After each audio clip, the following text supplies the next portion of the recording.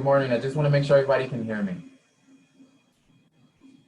Yes. Coming through loud and clear. And Awesome, thanks.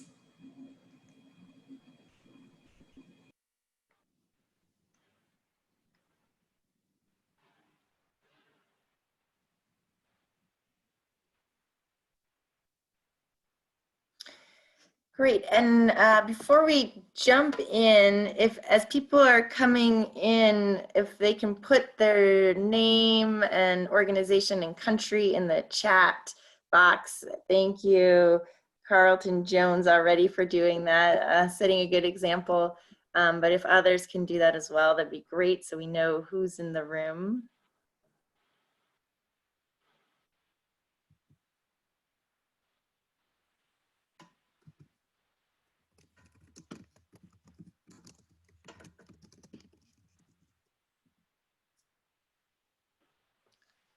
And why don't we get started? I think people will still be joining, but so we don't run out of time. Again, I'm Debbie Khalil from USAID Washington and supporting our local partner Transition. I'm here just to help coordinate this session, but I'm going to turn it over to Lydia Nylander, who is going to moderate for us. And please, again, as you're coming in, put your name, organization, and country in the chat box so we know who's there. As a reminder, if you want to ask a question or put in a comment, please make sure you address it to all panelists and attendees. You have to click on that box in the chat box, and then everyone will be able to see your questions. We'll have time at the end for questions, and we'll be summarizing also 3 takeaways from this session at the end. So we'll hope to save a little bit of time with final takeaways at the last 5 or so minutes. Great, and we have the presentation up. Wonderful. So Lydia, I'll turn it over to you for introductions and the start. yeah, wonderful. So good morning, good afternoon, and good evening, everybody. It's wonderful to be joining you here. I'm, again, Lydia Nylander, and thank you, Debbie, for the introduction. I am a member of the Enterprise Risk Management team in the Office of the Chief Financial Officer at USAID.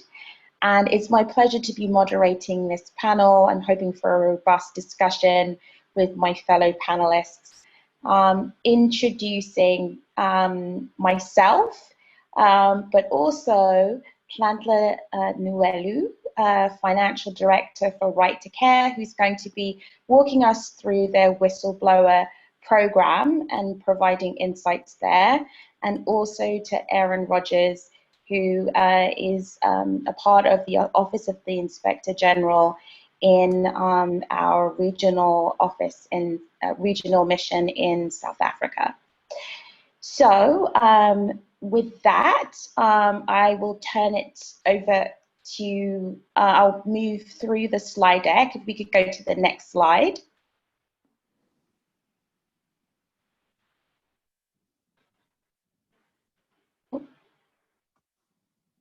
Okay, wonderful. So I'm going to just take you through a little bit of insights into our agency's thinking around anti-fraud approaches and also risk management.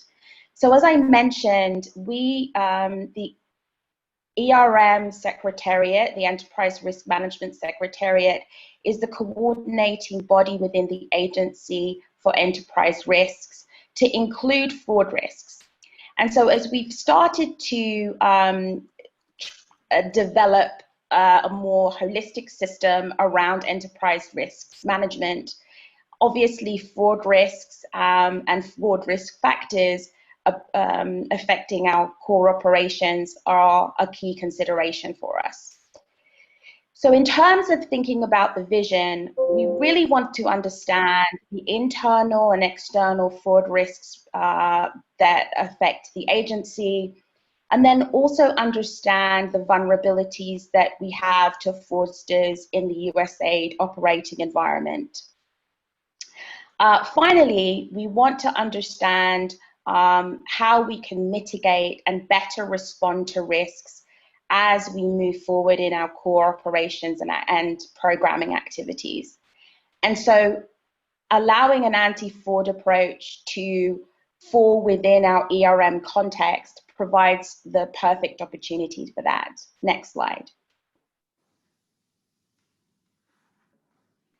So this slide really sort of is one of the things that the ERM Secretariat is considering in its anti-fraud approach, looking not just at fraud, but the vulnerabilities that affect fraud and impact some of the areas reflected in the fraud triangle.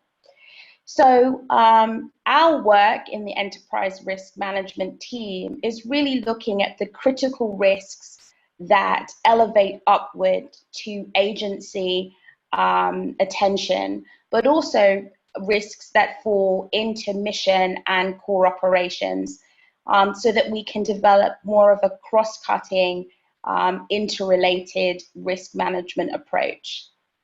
Next slide. So as I mentioned, the Enterprise Risk Management Secretariat has sort of the mandate of coordinating risk management across the agency.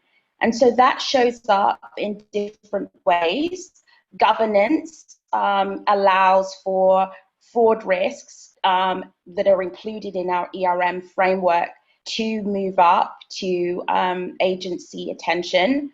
But we are also looking at federal mandates and best practices across federal agencies and beyond on fraud risk assessment, fraud control activities to include data analytics, fraud investigations and corrective actions, and again, monitoring fraud risks across the program and activity lifecycle.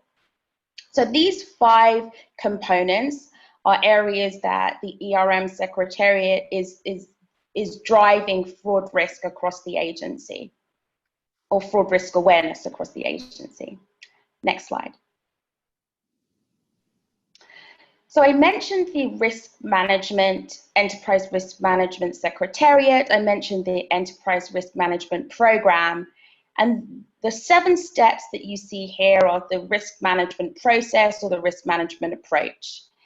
And this sort of 7-step process allows for us to integrate risks and risk thinking and strategic planning into our operations.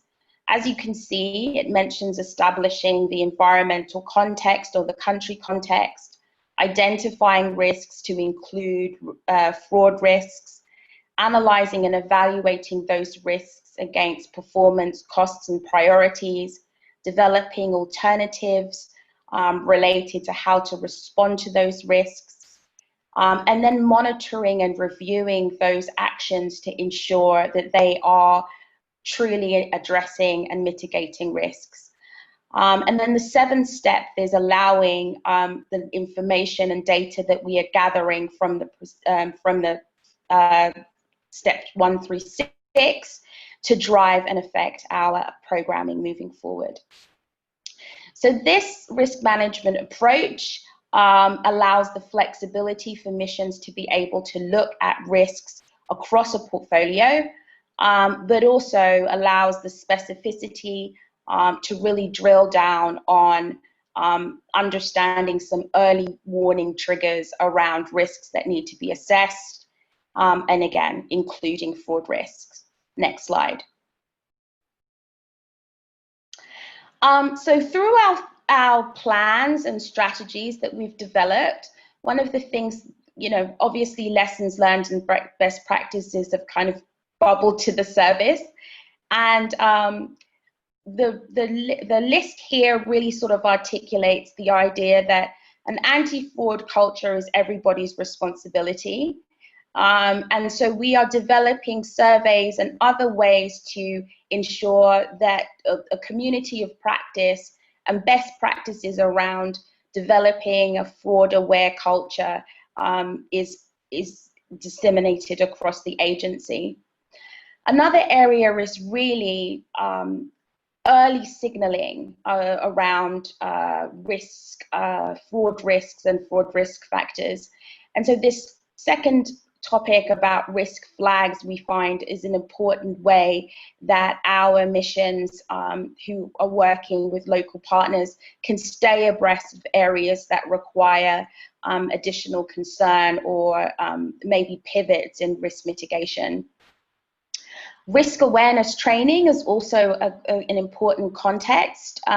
You know, we are ensuring that risk training not only includes and integrates fraud, but also internal controls and other related financial and programmatic activities, so that we have a more holistic look of fraud across our operating units.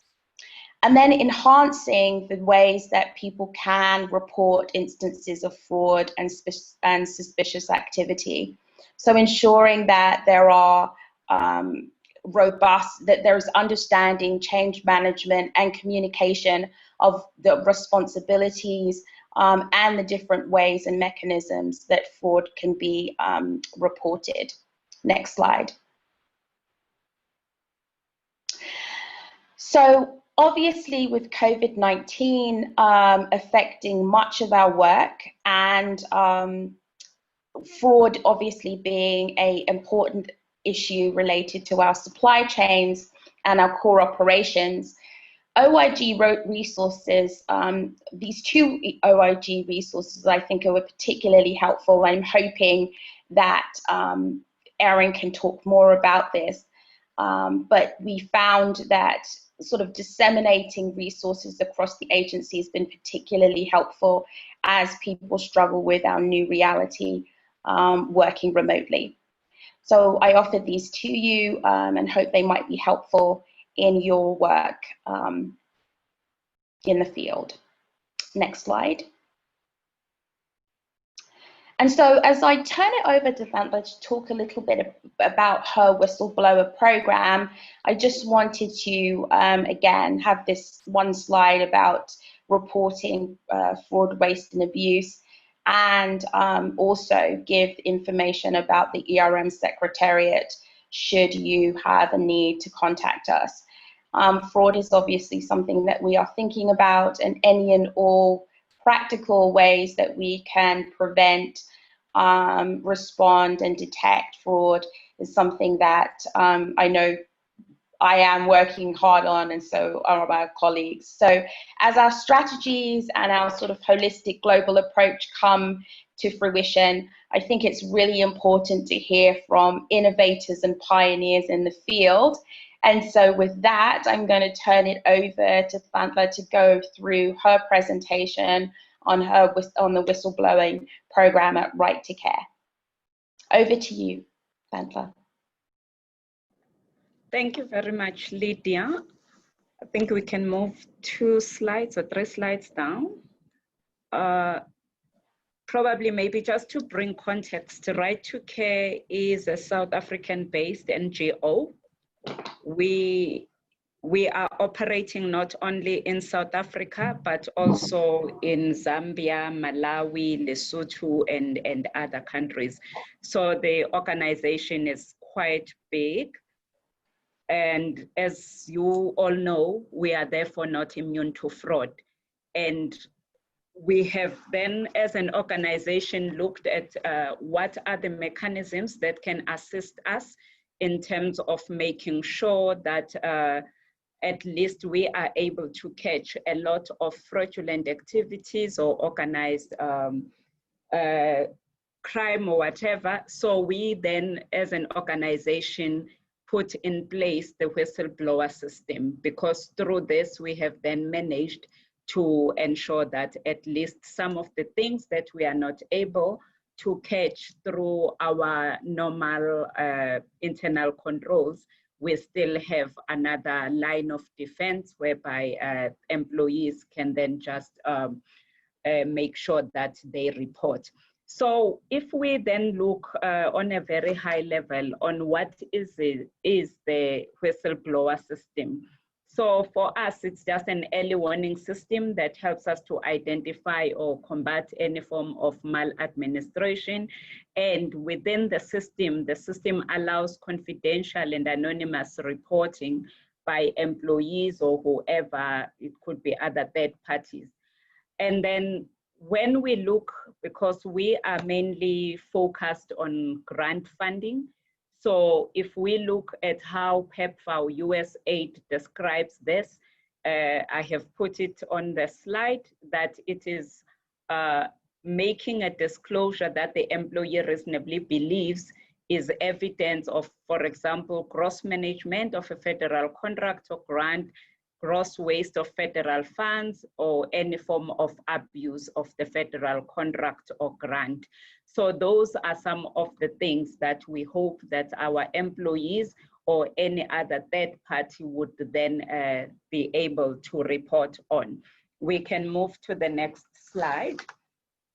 So looking at the rationale as to why, as Right to Care, we felt it was important for us to implement this, I think as an organization, we are committed to the highest standards of ethics, transparency, and accountability.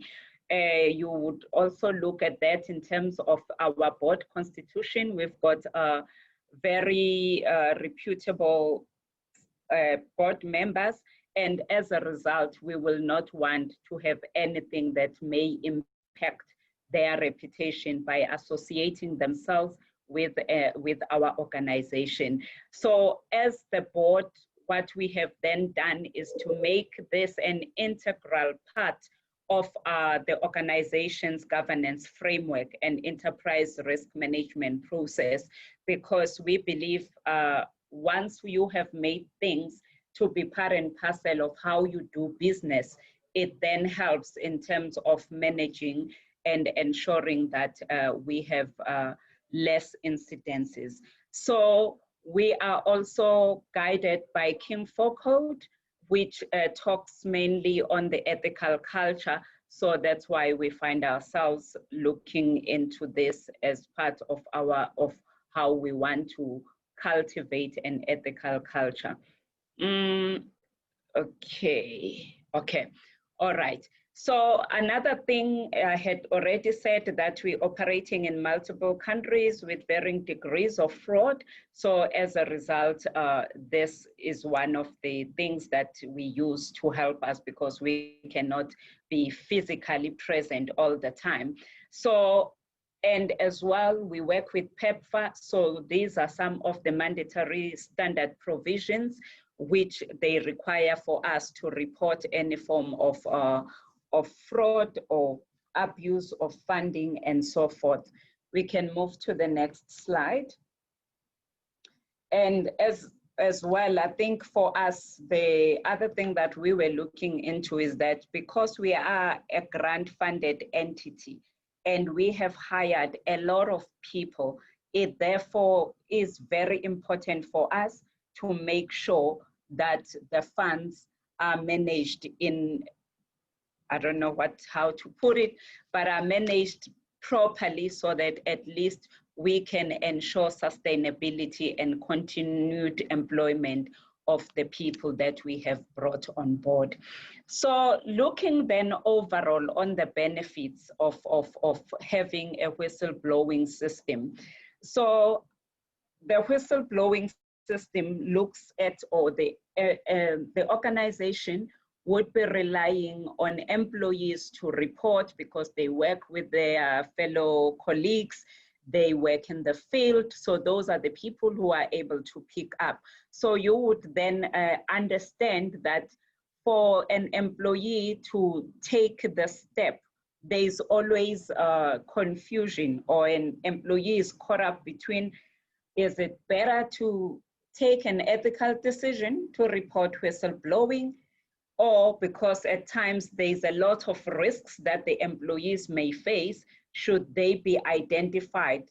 Others, we know that others have lost jobs because they blew the whistle, and down the line, some organizations had to identify them and then they found themselves facing termination and stuff like that.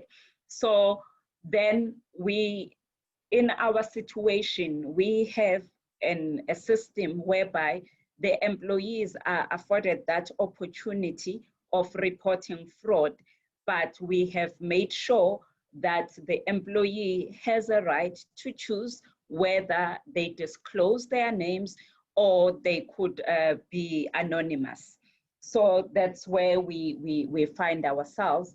And then with this system in place, I think as we look into how we do business, it then helps to strengthen the confidence of employees as well as the external stakeholders. And that would be premised on how we then deal with the reports that come through.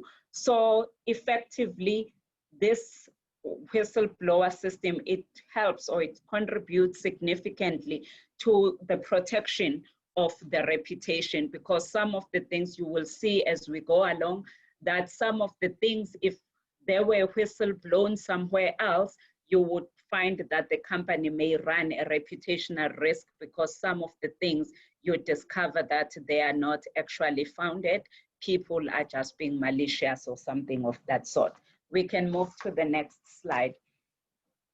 So just to help bring some information as well, I looked at the research findings. This report was done by the Association of Certified Fraud Examiners.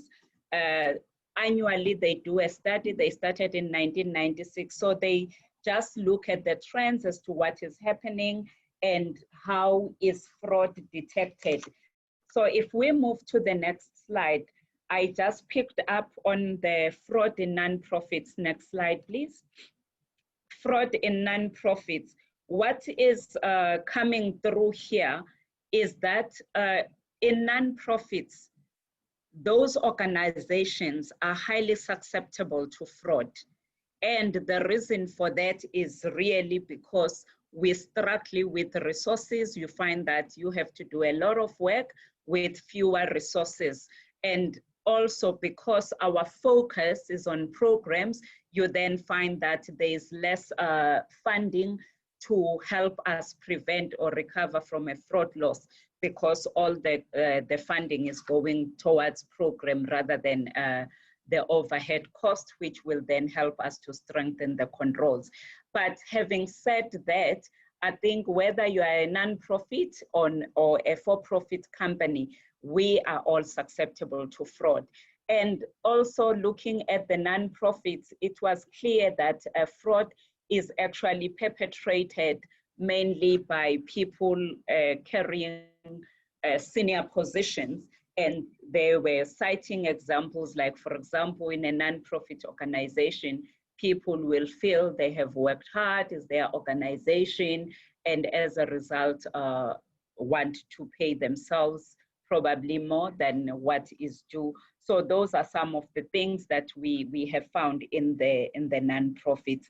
So moving along into the next slide, still on the non-profits, it was clear that for the non-profits, we have fewer anti-fraud controls in place. And I have cited the examples that because of the constraints on resources, then we probably run thin on the internal controls, which then makes us more vulnerable. So as we have said, the lack of internal controls, or we'll find that management reviews are very scanty because people are running around with programs. And with that, because of fewer resources, you find that there is prevalence of override of the internal controls. But with all of that, we still need to do business and make sure that we optimize on what we have. When we were looking at then detection as to how is fraud detected in the non-profits, one thing that came up clear was that most of the fraud is detected through tips or complaints by the employees, which then says to us that we like it or not, it is beneficial to have a whistleblowing system in place, because it's one of the areas that can help you to kind of get to know and understand if there are any things or maladministration that is being done. So this then makes employees very critical in uncovering any form of misconduct. And it is also then being done timelessly, because at times you find that fraud can go on for a long time. As we know, it's something that is organized. People would have looked at your controls, studied the controls, and find a way of working around the controls that, as much as you will still be reviewing, you may not be able to pick it up through the normal internal controls. So if we move on to the next slide, we then found that in other, next slide, please. In other companies, not now, this one is looking overall, not only the non-profits, you'll find that it's still the same trend, that over 43% of fraud is detected through tip-offs. And then about 15% through internal audit, and then about 12% through management reviews. So, which takes me back to the point I mentioned earlier, that our employees are critical in uncovering any form of misconduct. We can move on to the next slide. So here it was just, they were just now looking at, is having a hotline or whistleblower system effective? Was there any trend that shows that if you've got a hotline or a whistleblower, then you are able? So what we learned here is that if there is a whistleblower in place, you are able to detect fraud more quickly than those companies that don't have the hotline. So for example, they were saying it takes about 12 months to discover it if you've got a hotline, and about 18 months if you don't. And again, it then looks as to say, what else can you do in order to ensure that people report? And one of the key things that we have seen as right to care and also reported in this report is that employee fraud awareness training programs, they help, because then it's high in the agenda of the employees and they will make an effort to report. I think it's the same thing on the next slide. We can skip that. Yeah, I think it's still the same information. I think I just want to zoom on what we have done as RTC. So in our situation, we identified an independent service provider because we wanted to make sure that as management, we are not interfering in this whole process, and it could be anonymous and the employees can then report freely, and also just to ensure that we are compliant with the legislation. So with this in place, we have looked at the code of conduct includes this. We had set up a whistleblower policy. The anti-fraud policy is also in place. So all these processes are clearly documented. And also once the reports have been made, there is a record retention policy in place because all these need to be retained. What we have done as well was to appoint an internal champion who receives the reports and then manage the investigations. With that entire system, we then launched it. We created employee awareness all over the building. We've got the posters, like for example, in the restrooms, we've got the posters with a hotline that the employees can call or email in order to report. And then there was proper training of the employees on the policy itself, the anti-fraud policy, as well as just to articulate their rights and obligations under this policy. We can move to the next slide. So what we have then done, the service provider will then, once there is a report that has been sent through to them, which could be either through a hotline or through email, they then send that information to the company. So our champion in the company, we appointed the company secretary, because he is not involved on the day-to-day operations, and because he's independent, we thought he's one person that could help manage this in a better way. And then should the company secretary be implicated, that report then goes directly to the board chairman, else the CEO. If it's the CEO that is implicated, then it doesn't go to him, it then goes directly to the chairman of the board. So that was done to make sure that all the reports are received by the organization and there is no interference on that. We can move to the next slide. Okay, so with regards to the investigations, all the investigations are reported and investigated internally, depending on the nature of the investigation. Some we will then refer them to the South African police or to whatever police station in the different countries, or else we then refer them to the Social and Ethics Committee if appropriate.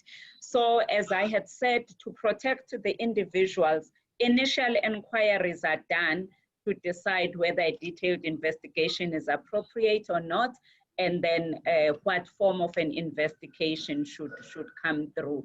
If the concerns or the allegations fall within other scope of policies, like for example, if it's a grievance, that will then be channeled to HR and be dealt with appropriately in there. Then once the investigations have been done, we make sure that we then report back to the whistleblower and also to the different stakeholders within the organization. For example, on a quarterly basis, we report to the Audit and Risk Committee as well as the Social and Ethics Committee, where we highlight these are the reports that we got, these were the investigations, or this is how we handled them, and what is the outcome, and whether the issues have been closed or not. So that's what we practically do within Right to Care. Moving to the next slide. Here is just to share some of our learnings or what we found when we were implementing this. At inception, what we realized was that it was mainly grievance reports, complaints of any sort that you may think of. And on that, we find that the junior employees were complaining about the manager not being paid well or whatever, or bullying in some instances.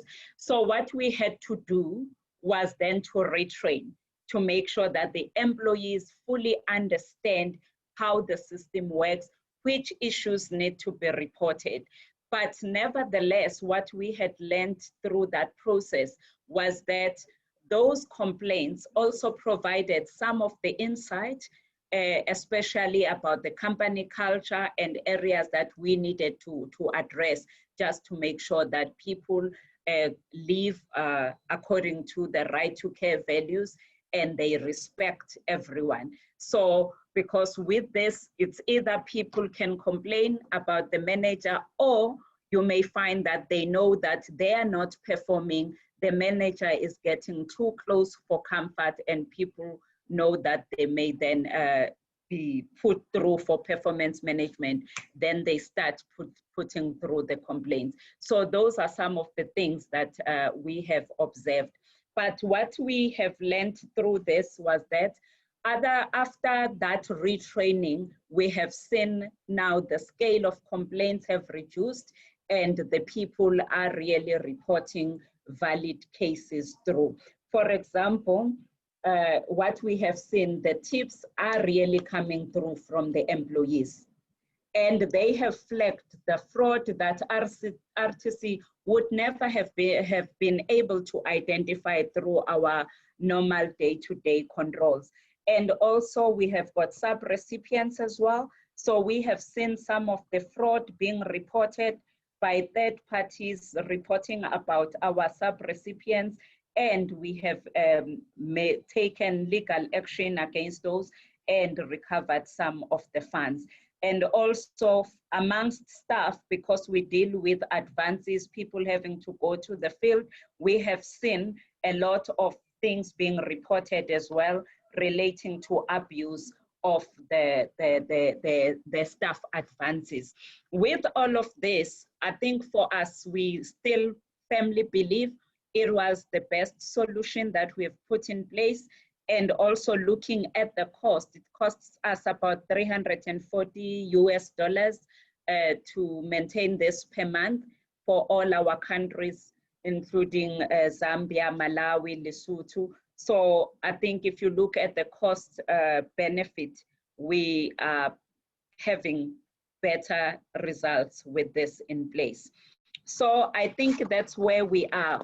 Then lastly, I think just to share briefly on the critical success factors for people that we may move to the next slide. For people that would want to implement a similar type system, I think for us, the main thing is that this needs to form an integral part of companies' compliance and ethics program. I would strongly advise that you don't make this a tick box just to say you have, but please make it part and parcel of your enterprise risk management program. And then it must be easily accessible. And these days we have gone digital. So if not a hotline, there are other email or whatever that we can use.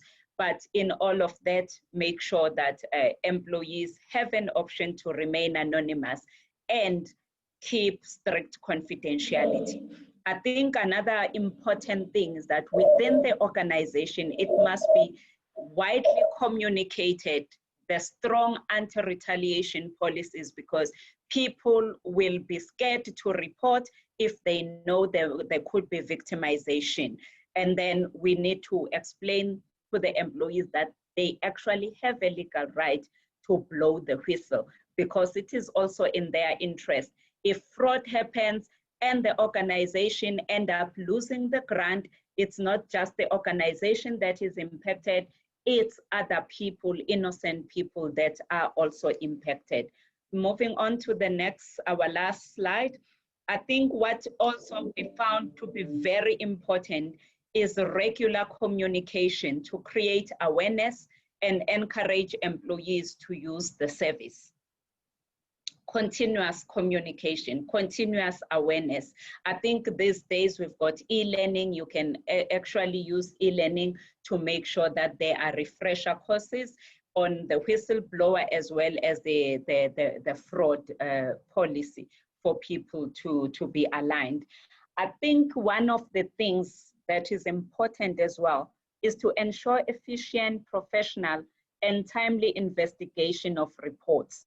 Because if people report and nothing is done, people will then lose confidence in the system and think it's the same. Why does it matter? So proper after the investigations, then let's make sure we provide proper feedback to all the stakeholders following the investigation. And what we have done as well, which helps to make sure all employees are aware, this has formed part of our induction process, that all our employees are made fully aware, and then we may then make sure that there is continuous training and we help them to identify the types of concerns that needs to be reported. What we've also done this year was to say we've had this program for a long time. We then asked the internal audit to just review the program for effectiveness so that they can also give the board an independent review of whether the system is working or not, which we have found very beneficial. And even for management, it was heartwarming to get that report from the internal auditors that the system is working well. And also, as I said earlier, we've been able to identify some of the fraud that we wouldn't have been able to. With that, we'll then pause here, Lydia, and we're happy to say it is a working system. Thank you.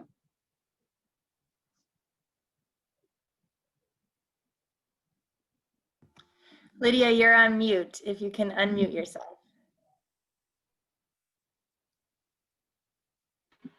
There you go. Can you hear me now? Okay.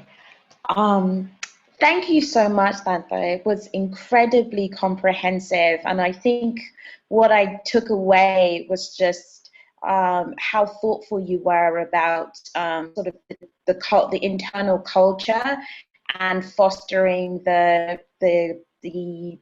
venues for addressing instances of fraud or providing the sort of hotline, and then also, you know, the training and change management within, you know, the institution, and also the idea of sort of follow-up and monitoring of follow-up and ensuring that people feel as if their concerns are being addressed, even if they don't actually result in an investigation, that at least there is some sort of follow-up and feedback loop. So thank you so much for that presentation.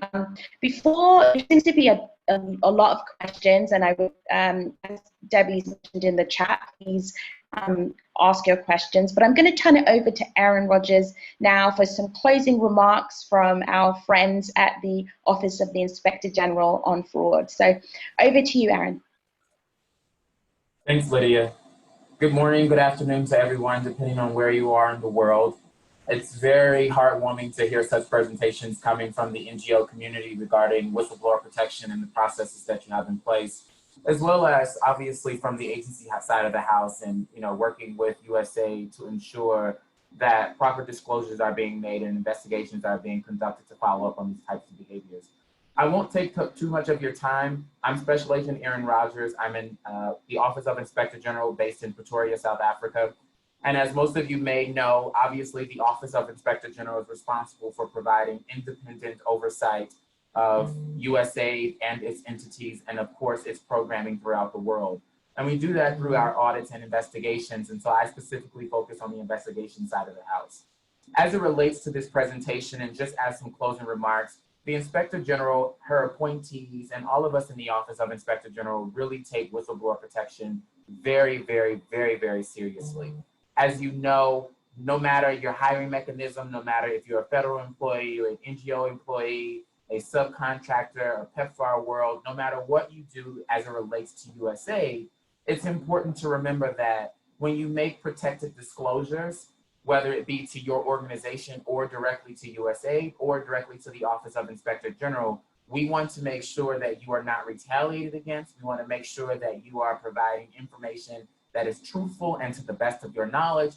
And we want to make sure that there are systems in place to respond to whatever information has been reported. And so I've been kind of paying attention to the participants list. I'm not sure of the breakdown between federal employees and non-federal employees, but I'm going to focus more on the non-federal employees as it relates to making protected disclosures. And I think the biggest thing that I want everyone to walk away with understanding how it relates to whistleblower protection is that you cannot be retaliated against, you can't be discharged, you can't be dismissed or demoted for making protected disclosures.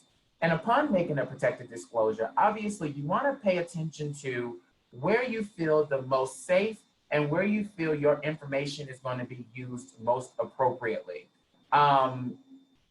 I think the biggest thing to remember as it relates to whistleblower protection is that regardless of if you're a contractor, a subcontractor, a subgrantee, PSC, if you see something, you need to say something. Some NGOs do have policies in place where they have internal procedures where employees feel comfortable enough to report internally, and that's amazing. But what we want to make sure is that if your NGO does not have a policy in place or does not have a procedure where your employees feel as though they won't be retaliated against, then obviously there is a duty based on the type of award you're working on to report that information to the Office of Inspector General. My caution that I always tell people in the NGO community is remember, if information is being reported to you in the NGO community, look at the information, determine whether or not you are able to follow up on the information, but also remember your reporting requirements as it relates to your USAID award. Oftentimes we will see that NGOs get information and they don't want that information to follow up with, they don't want the information to flow up to the Office of Inspector General, which creates a lot of problems down the road. Because if we get an allegation that you may have gotten at your NGO 6 months ago, and we find out about it, and someone reports, well, I told my chain of command, and your chain of command and your NGO says, oh, we wanted to look into it first. Look at your award, look at your contracts, look at your agreements. Remember your reporting requirements as it relates to USAID. If it comes to the OIG's office and we feel as though it's something that you are better positioned to look into, we'll give you a period of time to come back to the OIG and give us corrective measures to look into that matter. But if you're not reporting it to the OIG, that creates a larger world of issues. So I just always want to remind everybody of the requirements as it relates to reporting. And then lastly, I think there was a question in the comments box about, what are we looking for? Obviously, as it relates to protected disclosures, we're looking for gross mismanagement, we're looking for waste, we're looking for fraud, we're looking for abuse. I know everyone's working in kind of different sectors. PEPFAR is huge. Obviously, one of the biggest fraud indicators that we're looking at right now are diversions of commodities, as well as we're seeing a lot of fraud as it relates to third-party monitoring. So those are two areas that I would caution everyone, especially during this COVID-19 period, where you may not be able to get out and provide oversight as you normally would. If some of you are working in non-permissive environments, those are another thing you want to kind of pay attention to is how are you providing your oversight? And that leads me to my last point, which is if you're having challenges based on the current operating environment and the global pandemic that's going on, this is all the more reason why you want to have a robust whistleblower protection program at your various organizations, because you want to ensure that your employees feel empowered to report.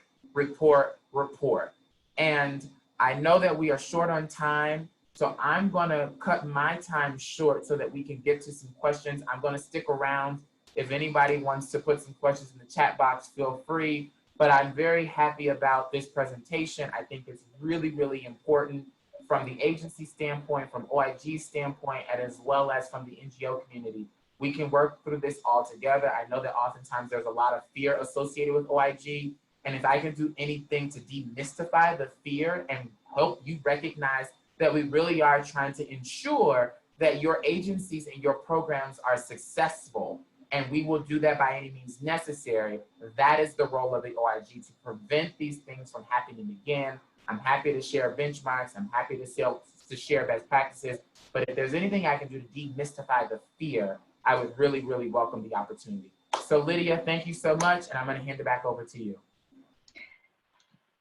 Erin, how fantastic. Thank you so much for providing what I think is a safe space to talk about fraud, and to kind of move us from sort of a risk adverse to a risk balanced or a risk aware culture. So thank you very, very much. I found your comments to be incredibly helpful and inspirational as we do this work. There have been lots of discussions in the chat. So Debbie, can we maybe go through the questions now? Yep, that sounds great. I have a couple teed up if you want me to read some. Yeah, that would be great. Okay, so first question I had was, can we get a list of the fraud risk indicators? Is that something that we could share as a takeaway afterwards? I can take a stab at this question. I would say that's in development within the USAID agency, but a resource that we found particularly helpful is the OIG handbook that is part of the presentation. That handbook provides red flags that I thought were incredibly helpful in terms of developing, program and maybe country-specific key fraud risk indicators. Erin, I don't know if you have any other resources that you would think are helpful, but we found that particularly useful when we were doing research on this particular topic. Yeah, I think that's always a great place to start. I always recommend to look at the handbook first, look at very general themes and general red flags. And then as you kind of pare that down and pay attention to where you are operating, which country, what type of program you're implementing, what your environment looks like, then I would encourage everyone to reach out to the Office of Inspector General and allow us to give to present a tailored fraud awareness briefing where we can come to said country and say, hey, you know what? Here's what we're seeing in Southern Africa. Here's what we're seeing in Eastern Africa. Here's what we're seeing in Malawi. Here's what we're seeing in Tanzania. These are the things you want to pay attention to. Here's where the bottlenecks happen.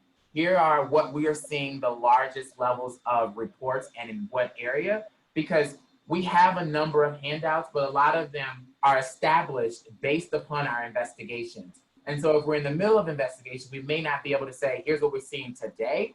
But once we complete an investigation, we can then come out and say, hey, you want to pay attention to diversions of commodities. When it gets to your warehouse, they seem to disappear.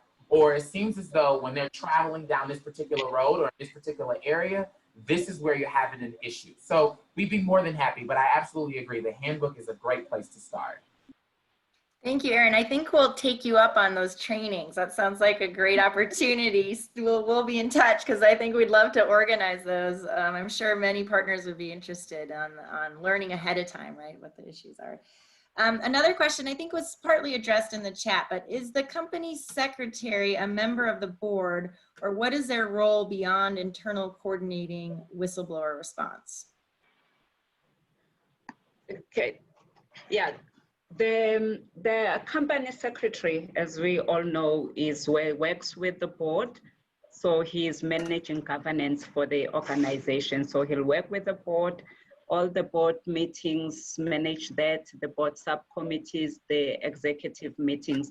So that's the role of our company secretary. And also, so because we've got multiple companies, as you know, it's South Africa, Zambia, Malawi, Lesotho, US, so all those things. So it's a bigger portfolio than just, I think the whistleblowing management was just something that we thought would be much more independent. Yeah. Great, and I think another question for you, before putting in place the external whistleblower provider, did Right to Care have an internal whistleblower reporting process? And if so, were there any changes in uptake when the external service provider was engaged? And you're on mute still, Nanhala. I was saying there was no formal internal whistleblowing, but as part of our culture, it was just to encourage employees to report. But as you know, some of the things are very sensitive and people were not coming forward. Thanks. Okay, and I think one more for you. I think related to the costs of the program, and the question is $340 per month. What are the cost items for managing this? Payment to service provider, does this include contribution towards staff time for the champion?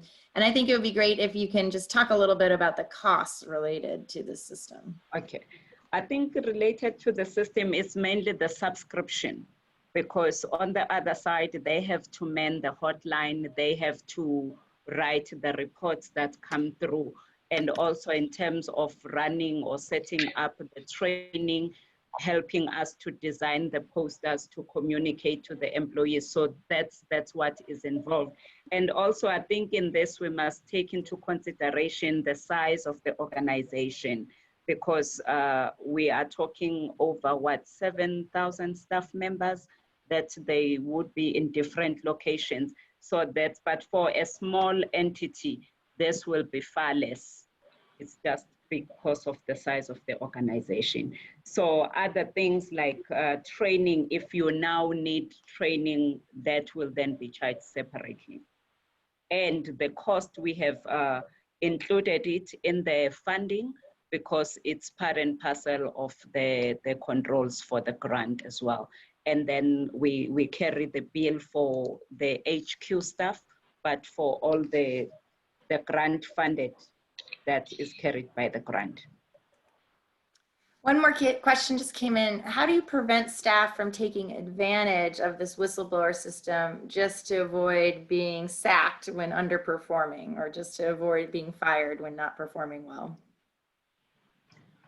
All right, so this one, what we do, because even if it's not a fraud, it's just complaint, it is channeled to HR, and HR will then, together with the manager, will then investigate properly so that we can understand where the complaint is coming from and whether the complaints are founded.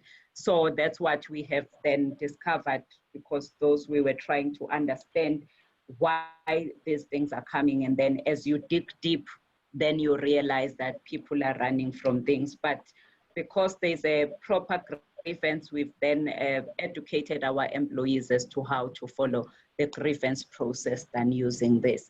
So as I had said, with continuous training, we have seen a drop on this and things being channeled through grievances. So I know we only have a few more minutes, and we want to get some takeaways. People have been putting them in the chat box already, but Lydia, do you want to help summarize 3 takeaways that we'll be sending back to the main audience on this? Absolutely, and thank you so much to Atlanta and Erin. Fantastic presentations, really appreciate it.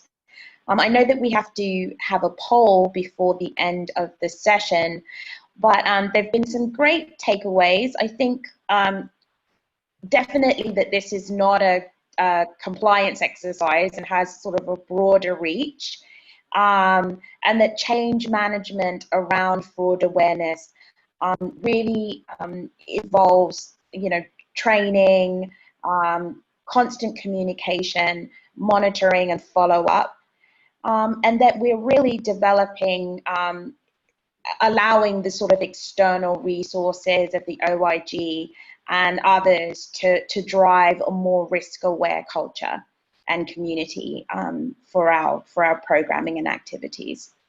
So those are kind of the takeaways that I saw. Great, and if anyone has other takeaways they want to put in the chat box, we can use those to summarize and synthesize for the end of the day report back. So please input any others. We'll take what we have there in Lydia's summaries. And then there will be a quick survey, as Lydia mentioned, on this session. So please fill that out as this is wrapping up.